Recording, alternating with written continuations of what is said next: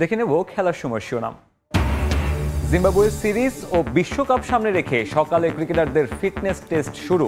অনিশ্চিত সাকিবের অংশগ্রহণ, ইনজুরির কারণে রানিং করবেন না সৌম্য। ডিপিএলে নাসুমের ক্যারিয়ার সেরা বোলিংয়ে ব্রাদার্সকে হারালো মোহামেডান। গাজী ক্রিকেটার্সের জয়ে সুপার লিগ থেকে বাদ মাশরাফির লেজেন্ডস অফ রূপগঞ্জ। এবং বায়ার্ন মিউনিখের কোচ হতে মৌখিক সম্মতি জিদানের। খবর স্প্যানিশ গণমাধ্যমে 2026 বিশ্বকাপ পর্যন্ত জার্মান জাতীয় দলের দায়িত্বে হুলিয়ান নাগেলসম্যান।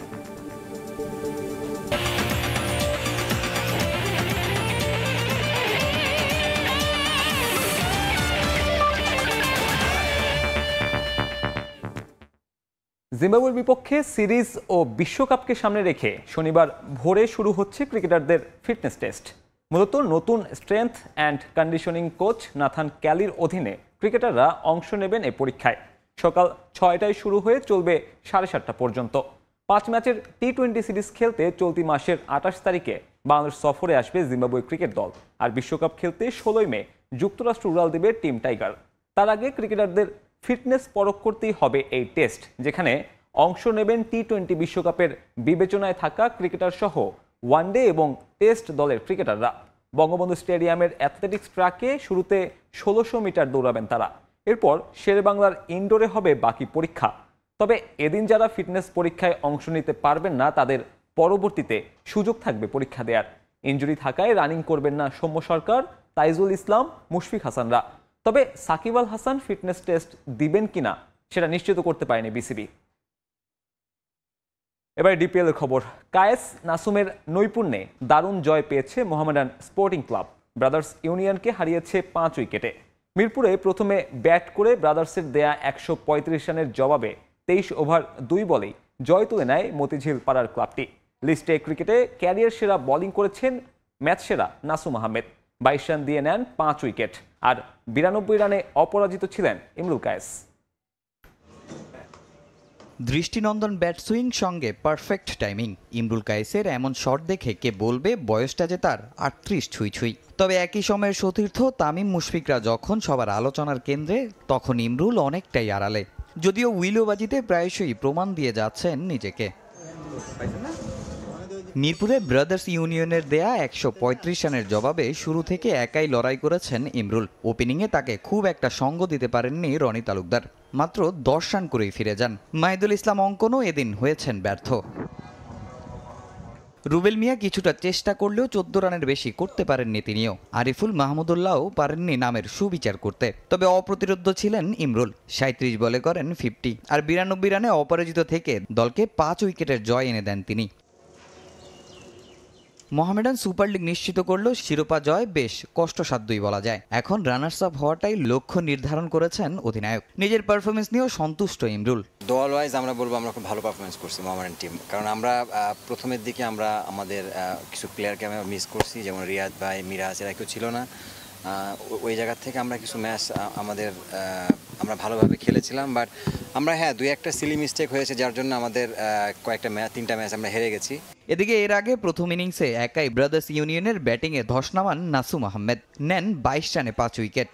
ক্যারিয়ার সেরা বোলিং করে হয়েছেন ম্যাচ সেরাও। এমন একটা ইনিংসের জন্য অনেকদিন ধরেই অপেক্ষায় ছিলেন নাসুম। অনেকদিন ধরে একটা খিদা নিয়েছিলাম আর কি, উইকেটের খিদা নিয়েছিলাম। 1-2টা করে পাইতাম, বাট প্রথম 4 ম্যাচে মনে হয় আমি 2টা উইকেট পাইছি। বাট অনেক ছিল। আর পর ওই যে বোলিংয়ের লিস্টটাও যখন দেখতাম একদম তলা নিতে আসে। আরও 5টা ম্যাচ রয়ে গেছে। বাট আমি সবসময় যেটা চেষ্টা করি ওই চেষ্টাটাই চালিয়ে যাচ্ছি আর কি।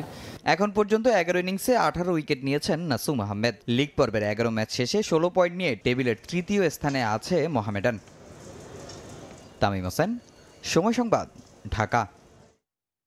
ঢাকা প্রিমিয়ার লিগের চলতি মৌসুমের চমক শাইনপুকুর ক্রিকেট ক্লাব। প্রিমিয়ার লিগের বড় দলগুলোকে পেছনে ফেলে তারা আছে পয়েন্ট টেবিলের 2য় স্থানে। রেলিগেশন ফাইট এড়ানোর লক্ষ্য থেকেই একটা ভালো দল গড়া শাইনপুকুরের। অভিজ্ঞতা ও তারুণ্যের সমন্বয়ে গড়া দলটা প্রত্যাশার চেয়েও ভালো পারফর্ম করে এখন আছে চ্যাম্পিয়নশিপের রেসেও। শিরোপা জয় কঠিন জানলেও এখনই আত্মসমর্পণ করতে চান না দলটার হেড কোচ তালহা জুবায়ের। পরের ম্যাচগুলোতেও ভালো করতে আত্মবিশ্বাসী তারা। গত বছর যে ক্লাবটা রেলিগেশন ফাইট দিয়েছিল, এবার তারা দিচ্ছে চ্যাম্পিয়নশিপ ফাইট। বলছি শাইনপুকুর ক্রিকেট ক্লাবের কথা। এখন পর্যন্ত পয়েন্ট টেবিলের দ্বিতীয় স্থানে আছে এবং শীর্ষে থাকা আবাহনীকে এখনও টপকে যাওয়ার সুযোগ রয়েছে সুপার লিগে। তারুণ্য নির্ভর একটা দল গড়েও কীভাবে বড় বড় দলগুলোকে টেক্কা দিয়েছে শাইনপুকুর, সে কথাই বলবো। আমাদের সঙ্গে আছেন শাইনপুকুর ক্রিকেট ক্লাবের হেড কোচ তালহা জুবায়ের। আপনারা যখন সিজনটা স্টার্ট করেন এমন কি কোনো মাথায় ছিল যে আপনারা চ্যাম্পিয়নশিপ ফাইট দিবেন, এই বিশ্বাসটা কি আপনাদের মধ্যে ছিল? গত বছর রেলিগেশন খেলেছি, আমরা টিমটাকে সেভ করেছি, কিন্তু আমাদের যে টিমটা ছিল রেলিগেশন খেলার মতো টিম ছিল না, কিন্তু আমরা পারফর্ম করতে পারিনি অ্যাজ আ টিম। সো ওই গত বছর থেকে আমাদের প্ল্যান ছিল যে আমরা এমন একটা দল গড়ব যেটাতে আমরা ভালো একটা দল গড়ে আমরা যেন সুপার লিগে উঠতে পারি এবং আমাদের টিমটা যেন এরকম টেনশনে আমাদের না থাকতে হয়। সো ওইখান থেকে আমাদের একটা ভালো দল করা, শাইনপুকুরের ইতিহাসে আমি বলবো যে সব থেকে ভালো দল আমরা এবার করতে পেরেছি। এবং আমার টিমটা যদি আপনি দেখেন, junior senior experience inexperience combined team, সত্যি কথা বলতে আমাদের এক্সপেকটেশনের ঊর্ধ্বে আমরা খেলে ফেলেছি, কিন্তু এখনও লিগ বাকি আছে সুপার লিগে আমাদের। এখন যেহেতু আমরা সেকেন্ড হয়ে উঠেছি, আবাহনীর পরেই আমাদের অবস্থান, সো আমরা চেষ্টা করব যে আমরা যেন সুপার লিগটা একদম ভালোভাবে শেষ করতে পারি। আপনি তরুণদের কথা বললেন, তারা কিন্তু ধারাবাহিকভাবে পারফর্ম করছে। স্পেশালি যদি রিশাদের কথা বলতে হয়, আপনার টপ উইকেট টেকার কিছু ম্যাচ মিস করেছে ন্যাশনাল টিমের সার্ভিসের জন্য, নাহিদ রানাও কিন্তু সেম। তারা যদি আপনি ফুল সিজন পেতেন, অবস্থান এখন আপনাদের যে গ্যাপটা এটা আরও কম হতো বলে আপনার মনে হয়? অবশ্যই রিশাদ, নাহিদ রানা এরা দুজন যদি থাকতো, আমি হয়তো বা প্রাইম ব্যাংকের সাথে ওই ম্যাচটা আমরা ওদেরকে আটকে দিয়ে 127 for 9 সেখান থেকে 196 করেছে। যদিও আমরা ব্যাটিং ভালো করিনি ওই ম্যাচটাতে, তারপরেও প্রাইম ব্যাংকের মতো একটা টিমকে এরকম কম রানে আটকে দিয়ে আমি ওইটা ধরেন যদি নাহিদ রানা রিশাদ থাকতো হয়তো বা ওই সময়টা আরও আগে আর্লি শেষ হয়ে যেত। যখন আপনারা মাঠে নামবেন সুপার লিগ আবাহনীর এগেনস্টে, ব্যাক অফ মাইন্ডে এই বিষয়গুলোকে কাজ করে খেলোয়াড়দের, জোড়া অনেক স্ট্রং টিম, বিগ ম্যাচে আমার যে টার্গেটটা থাকে, এরকম ম্যাচে যদি আমার প্লেয়াররা পারফর্ম করতে পারে, আমরা ম্যাচগুলো যদি আমাদের ফরে নিয়ে আসতে পারি, সো এইটা হাইলাইটেড বেশি হয় এবং প্লেয়ারের একটা ক্যারিয়ারের জন্য। সো আপনি যদি আবাহনীর সঙ্গে আপনি ভালো খেলা মানে আপনি অলমোস্ট ন্যাশনাল টিমের প্লেয়ারদের সাথেই ভালো খেলছেন, তাই না? সো ওইখানে প্লেয়ারদেরও অনেকটা আগ্রহ বেশি থাকে, এফোর্ট বেশি থাকে। আবাহনী আসলে টিমটা যেরকম করেছে রেজাল্টও সেরকম পাচ্ছে। তবে হ্যাঁ, আমাদের টার্গেট তো সবসময় থাকে যে হ্যাঁ, আবাহনীকে হারাতে পারলে আমাদের মোরাল বুস্ট আপটা আরও বেশি হবে। টিমের যারা ওনার এক্সপেকটেশনের চেয়েও বেশি ভালো করেছেন নিশ্চয়ই, তারা কি বলছে আপনার? না জি, অবশ্যই আমাদের বেক্সিমকো ক্রিকেটের সিও ওবায়দ নিজাম, ওবায়দ ভাই খুবই খুশি। সে আশা, আমরা তো অবশ্যই সবসময় আশা ছিল আমরা সুপার লিগ খেলবো, কিন্তু আমরা যে সেকেন্ড পজিশনে শেষ করব সুপার লিগের আগে, এটা মানে এক্সপেকটেশনের ঊর্ধ্বে ছিল। সো সে খুবই খুশি, আমাকে অনেকবার ফোন করেছে। সিজন শেষে কোথায় দেখতে চান, কোথায় দেখলে নিজেদেরকে আপনারা স্যাটিসফাইড মনে করবেন? হ্যাঁ, অবশ্যই চ্যাম্পিয়ন সুযোগ যেহেতু আছে, অবশ্যই তো ওইটা তো আমাদের চেষ্টা থাকবেই, কিন্তু তারপরেও যদি আমরা যেভাবে প্রথম এই রাউন্ডগুলো শেষ করলাম, আমরা যে সুপার লিগের আগের রাউন্ডগুলো শেষ করলাম, আমরা যেহেতু সেকেন্ড পজিশনে আছি, আমি চ্যাম্পিয়ন যদি নাও হতে পারি, অ্যাটলিস্ট রানার আপে যেন আমরা শেষ করতে পারি। থ্যাংক ইউ সো মাচ এবং শুভকামনা। আমরা কথা বলছিলাম শাইনপুকুর ক্রিকেট ক্লাবের কোচ তালহা জুবায়ের সঙ্গে। এই মৌসুমের কিন্তু চমক বলা যায় শাইনপুকুর ক্রিকেট ক্লাব। গত কয়েকটা মৌসুম তাদের খুব একটা ভালো কাটেনি, তবে বলতে হয় যে খেলোয়াড় এবং কোচদের সঠিক পরিকল্পনা একটা দল যে ঢাকা প্রিমিয়ার লিগও বড় ক্লাবদেরকে পেছনে ফেলে ভালো করতে পারে, তারে কিন্তু একটা উদাহরণ সৃষ্টি করেছে শাইনপুকুর। সাজিদ মুস্তাহিদ, সময় সংবাদ, ঢাকা। ঢাকা প্রিমিয়ার লিগের সুপার লিগ পর্বে জায়গা হয়নি মাশরাফির লেজেন্ডস অফ রূপগঞ্জের। দলের মতো ব্যর্থ ম্যাচ নিজেও। 11 ম্যাচের 6টাতে খেলে মাশরাফি উইকেট নিয়েছেন মাত্র 9টা। 11 ম্যাচের সবকটাতে জিতে শিরোপা প্রায় নিশ্চিত আবাহনীর। চমক দেখানো শাইনপুকুর আছে টেবিলের 2-এ। ব্যাটিংয়ে 585 রান নিয়ে সবার ওপরে প্রাইম ব্যাংকের পারভেজ হোসেন ইমন। বোলিংয়ে 25 উইকেট নিয়ে শীর্ষে রুয়েল মিয়া। সিটি ক্লাবের সঙ্গে রেলিগেশন এড়াতে লড়বে রূপগঞ্জ টাইগার্স আর গাজী টায়ার্স। যথারীতি আবাহনীর দাপট, একচেটিয়া প্রাধান্য, প্রাইমের ভরাডুবি, শাইনপুকুরের ইতিহাস এসব নয়, বরং ঢাকা প্রিমিয়ার ডিভিশন ক্রিকেট লিগের সবচেয়ে বড় আলোচিত নামটি বোধহয় মাশরাফি আর ক্লাব লেজেন্ডস অফ রূপগঞ্জ।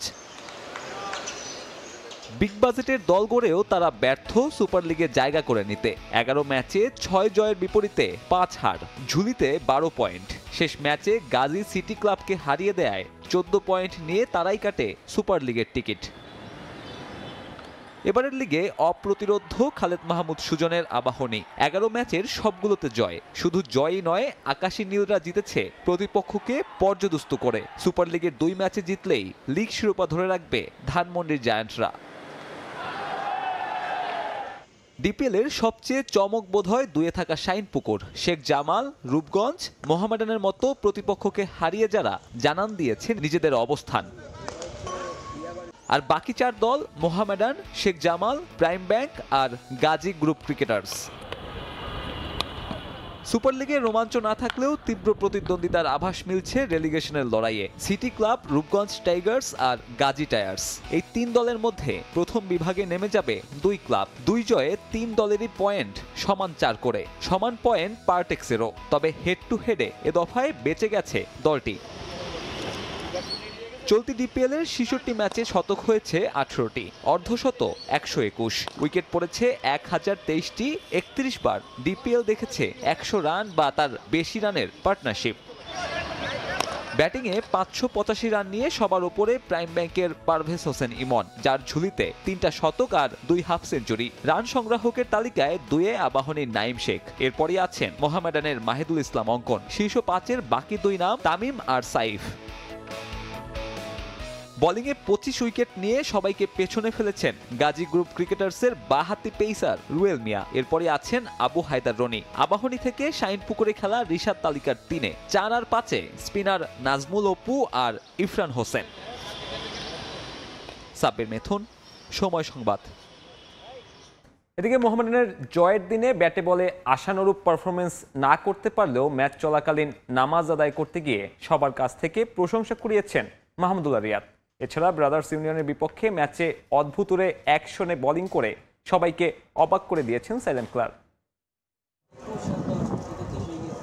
ম্যাচের তখন চলছে 19তম ওভার। ব্রাদার্সের পেসার নূরের বলে ক্যাচ তুলে আউট হয়েই মাহমুদুল্লাহ ড্রেসিং রুমের দিকে দিলেন ভৌদৌড়। কারণ খুঁজতে ক্যামেরার লেন্স তাক করা হয় তার দিকে। প্রথমে না বুঝলেও একটু পর স্পষ্ট হয় তার এমন দৌড়ানোর কারণ। শুক্রবার মিরপুরে একাদশ রাউন্ডের শেষ ম্যাচে 136 রানের লক্ষ্যে ব্যাট করতে নামে মোহামেডান। দারুণ ব্যাটিং নৈপুণ্যে একাই ম্যাচটাকে জয়ের দ্বার প্রান্তে নিয়ে যান অধিনায়ক ইমরুল কায়েস। জয়ের জন্য যখন প্রয়োজন 40 রান, তখনই ব্যাটিংয়ে আসেন মাহমুদুল্লাহ রিয়াদ। নেমেই সেই ওভারের 3য় বলে হাঁকান ছক্কা। তবে পরের ওভারে নূরের বলে আউট হন তিনি। আর তখন জুমার নামাজ শুরু হওয়ার বাকি অল্প কিছু সময়, তাই সময়টা নষ্ট না করে এভাবেই মাঠ ছাড়েন সাইলেন্ট কিলার। পরে তড়িঘড়ি করে মিরপুর ইনডোরের পাশের মসজিদে নামাজ আদায় করেন রিয়াদ। তারপর আবারও যোগ দেন দলের সঙ্গে। এর আগে অদ্ভুতরে বোলিং অ্যাকশনে সবাইকে অবাক করেছেন মাহমুদুল্লাহ। মজার ছলে তাকে অনুকরণ করেছেন মেহেদী হাসান মিরাজ, যা দেখে হাসি থামিয়ে রাখতে পারেননি কায়েস রিয়াদরা। জাতীয় দলে খুব একটা বোলিং করতে দেখা যায় না মাহমুদুল্লাহ রিয়াদকে, তবে ঘরোয়া লিগে প্রায়শই বল হাতে দেখা যায় সাইলেন্ট কিলারকে। এবারে ডিপিএলে এখন পর্যন্ত 3 ইনিংসে বোলিং করে 2 উইকেট শিকার করেছেন রিয়াদ। তামিম হোসেন, সময় সংবাদ, ঢাকা। 2026 বিশ্বকাপ পর্যন্ত জার্মান ন্যাশনাল টিমের দায়িত্বে থাকছেন হুলিয়ান নাগেলসম্যান। শুক্রবার এক আনুষ্ঠানিক বিবৃতিতে বিষয়টি নিশ্চিত করেছে জার্মান ফুটবল ফেডারেশন ডিএফবি। নাগেলসম্যানের মেয়াদ বাড়ার দিনে গুঞ্জন তীব্র হয়েছে জিনেদিন জিদানকে ঘিরে। স্প্যানিশ গণমাধ্যমের দাবি, বায়ার্ন মিউনিখের দায়িত্ব নিতে মৌখিক সম্মতি দিয়েছেন এই ফ্রেঞ্চম্যান। লাইপজিগের হয়ে আলোড়ন ফেলেন, এরপর অল্প বয়সেই পান বায়ার্ন মিউনিখের দায়িত্ব। সেখান থেকে গত বছরের সেপ্টেম্বরে যোগ দেন জার্মান জাতীয় দলে। যদিও আন্তর্জাতিক ফুটবলে এখন পর্যন্ত সাদামাটা হুলিয়ান নাগেলসম্যানের ক্যারিয়ার। জার্মান ডাগআউটে নাগেলসম্যানের চুক্তি ছিল চলতি ইউরো পর্যন্ত। গুঞ্জন ছিল সে টুর্নামেন্ট শেষেই হয়তো 36 বছর বয়সী এই কোচকে বিদায় জানাবে ডিএফবি। তবে শুধু ইউরো নয়, নাগেলসম্যানকে নিয়েই 2026 বিশ্বকাপের পরিকল্পনা সাজাচ্ছে জার্মান ফুটবল ফেডারেশন।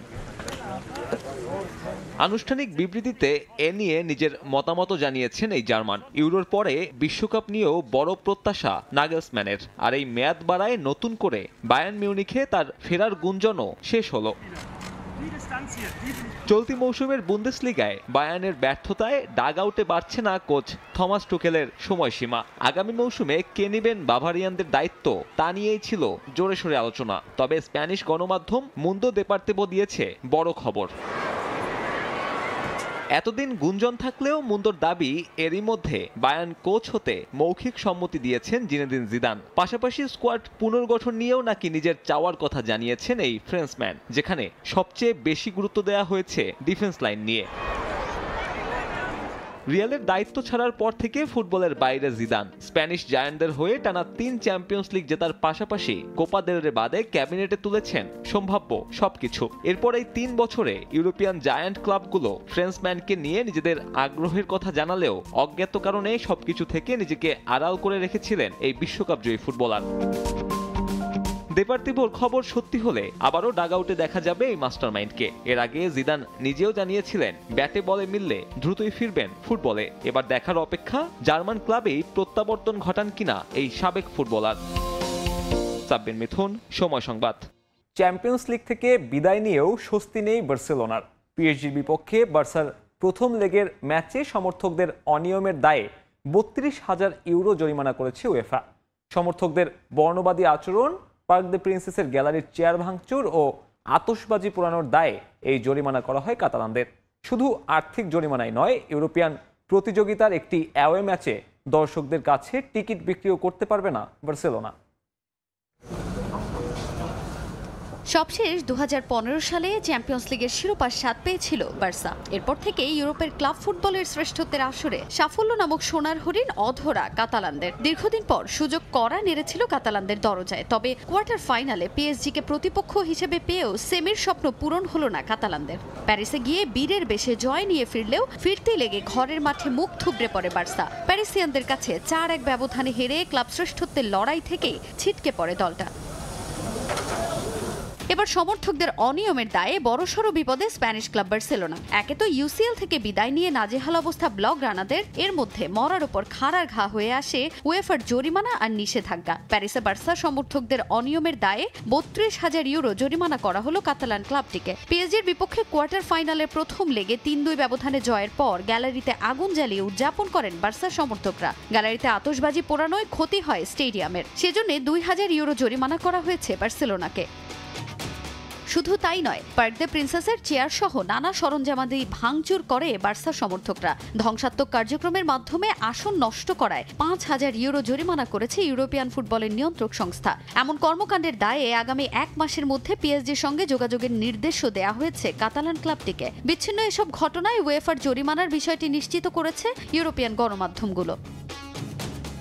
এদিকে সবচেয়ে বড় শাস্তিটা বার্সা পাচ্ছে বর্ণবাদী আচরণের দায়ে। সমর্থকদের এমন আচরণের জন্য বার্সেলোনাকে গুনতে হবে 25,000 ইউরো জরিমানা। গুনেই রেহাই পাচ্ছে না স্প্যানিশ ক্লাবটি। রেসিজমের দায়ে একটি অ্যাওয়ে ম্যাচে দর্শকদের কাছে টিকিট বিক্রি করতে পারবে না বার্সেলোনা। যদিও এই নিষেধাজ্ঞা আগামী বছরের জন্য স্থগিত থাকবে। এমন ঘটনার পুনরাবৃত্তি হলে এই শাস্তি কার্যকর হবে বলেও জানায় উয়েফা।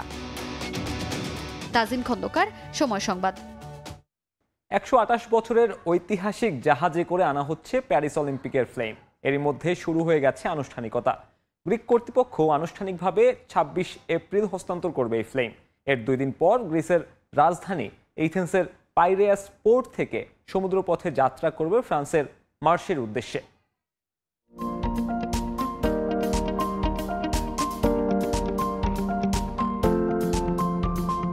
ঐতিহ্যের বিচারে ফ্রান্স বরাবরই পৃথিবী সেরা। এই ঐতিহ্যকে কেন্দ্র করেই 2024 অলিম্পিক বর্ণিল করার প্রচেষ্টায় প্যারিস। শুরু হয়ে গেছে গেমসের কাউন্টডাউন।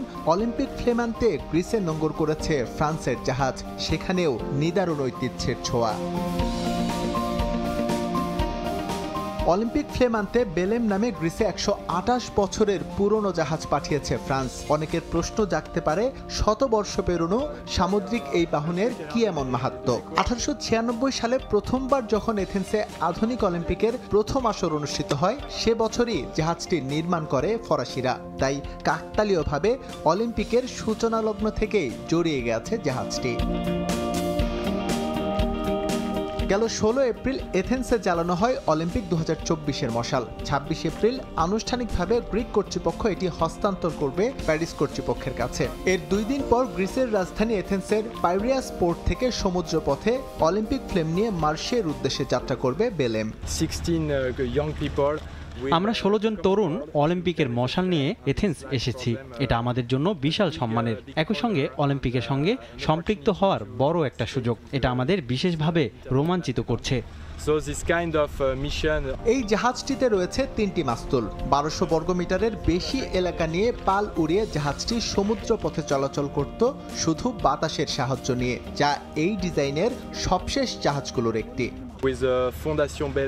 আমরা যখন জানতে পারলাম অলিম্পিয়া থেকে জাহাজে করে আমাদের মশালটি আনতে হবে, আমরা তাৎক্ষণিক সিদ্ধান্ত নিয়েছিলাম এটা যে করে হোক করতে হবে। এরপর বেলেম নিয়ে চলে এলাম, এখন প্রতীক্ষা করছি এটা নিয়ে ফ্রান্সে ফেরা। শুরুতে পণ্য পরিবহনের জন্য কার্গো হিসেবে ব্যবহৃত হলেও জাহাজটিকে রূপান্তর করা হয় বিলাসবহুল ইয়টে। বেলেম ফ্রান্সে তৈরি হলেও বিভিন্ন সময় এর মালিকানা ছিল ভিন্ন ভিন্ন দেশের, তবে তা আবারও ফিরে পায় ফরাসিরা, যা এখন প্রদর্শিত হয় 19 শতকের ঐতিহ্যগত নিদর্শন হিসেবে। এসএম ইকবাল, সময় সংবাদ। এ পর্যায়ে খেলার সময়ের শীর্ষ সংবাদ জানিয়ে দিচ্ছে আরেকবার। জিম্বাবুয়ে সিরিজ ও বিশ্বকাপ সামনে রেখে সকালে ক্রিকেটারদের ফিটনেস টেস্ট শুরু। অনিশ্চিত সাকিবের অংশগ্রহণ, ইনজুরির কারণে রানিং করবেন না সৌম্য। এবং বায়ার্ন মিউনিখের কোচ হতে মৌখিক সম্মতি জিদানের। খবর স্প্যানিশ গণমাধ্যমে 2026 বিশ্বকাপ পর্যন্ত জার্মান জাতীয় দলের দায়িত্বে হুলিয়ান নাগেলসম্যান।